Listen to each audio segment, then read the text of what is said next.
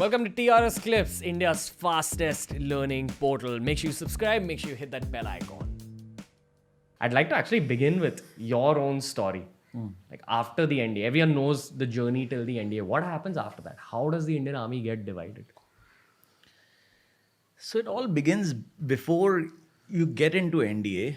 Basically, people have, they want to join Air Force or Army or Navy. Mostly it's like that. They already have like preconceived, and some people are slightly on survival mode and all that. They need to just get into the armed forces or something like that and then figure it out from there. A lot of people don't know what it's all about. So for them, there's not much of difference between an Army, Navy or an Air Force. Some people are like that as well. But once you opt like that. So you're, when you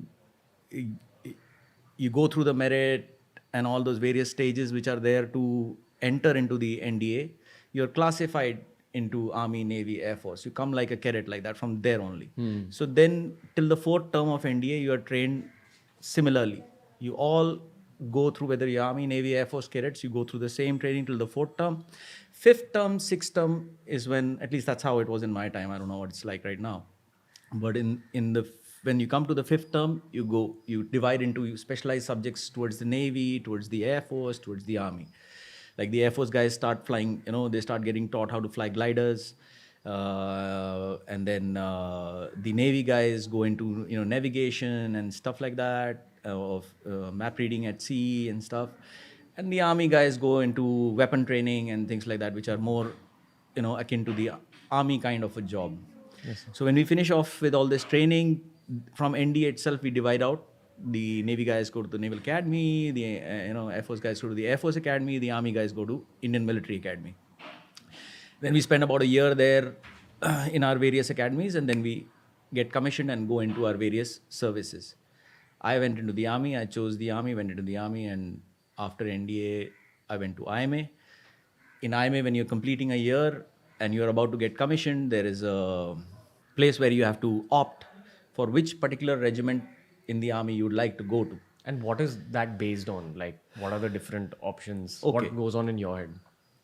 So for there is a merit list which is prepared at the end of your training in Indian Military Academy. It is prepared during you're adjudged, and in your service subjects, in your physical performance, in your sports and games, in your leadership qualities, etc., etc., etc.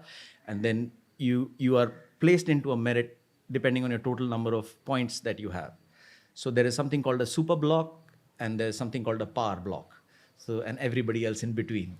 So super block is the first 10 guys, I don't even remember, it's first 10 or first 20 or something like that.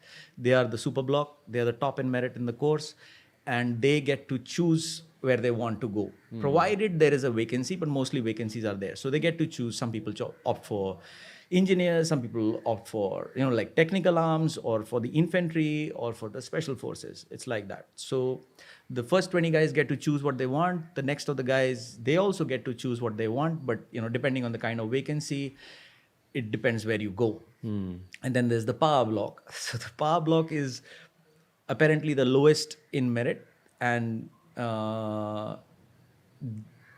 they also choose what they want, but then depending on the kind of vacancies, they get what is best available. Yeah. The overall logic behind all of this grading and spreading out is that equal amount of balanced personalities, talent has to go into all regiments. So you'll find a super block guy going to the same place, and you'll find a power block guy also going to the same regiment.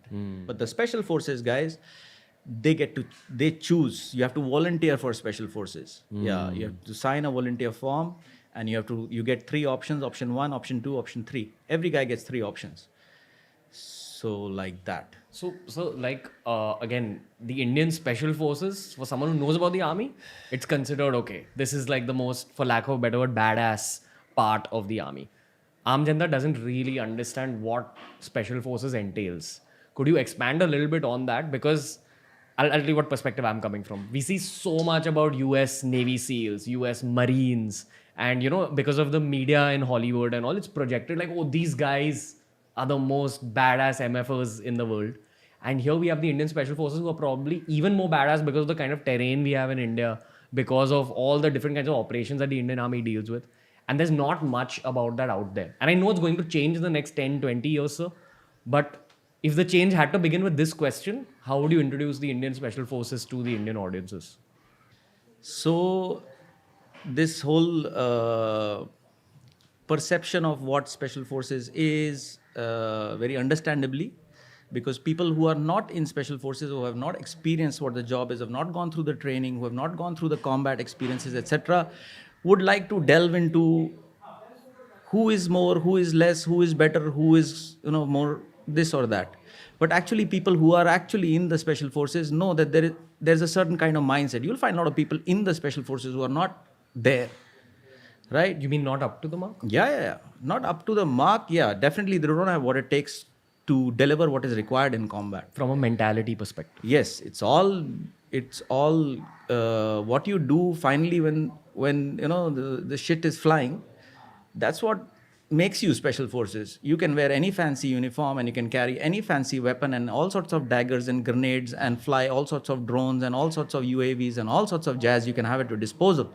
But if you don't have that instinct to explore and to handle what you find when you're exploring, then it's you're not there. So all special forces across the world, the people who are there, who are going through those experiences, who have chosen those experiences, we choose what we experience constantly. So we are the same. Yeah, it's the same exploratory spirit which is transferred into your brain and generates thoughts, and you act like that on the ground, and in some way you have let go so you can explore. That's the special forces mindset. And that is shared by all special forces across the globe. It's like that. And in some previous podcasts also I had mentioned, like, if you send me naked on a mountain, like that when I say me, I'm talking about the special forces spirit, right? You send me naked in a mountain and you leave me there, I'll get back.